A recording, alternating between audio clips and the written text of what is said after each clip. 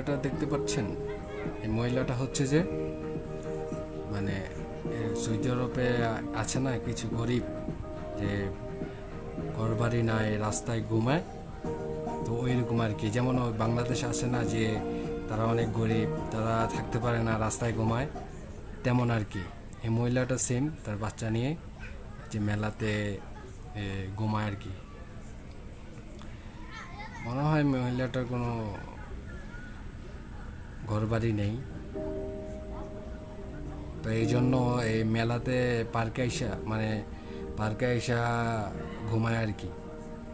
প্রায় এই মহিলাটা এখানে এই বাচ্চাটা নিয়ে এইভাবে শুয়ে থাকে, প্রায় সময় আমি দেখছি।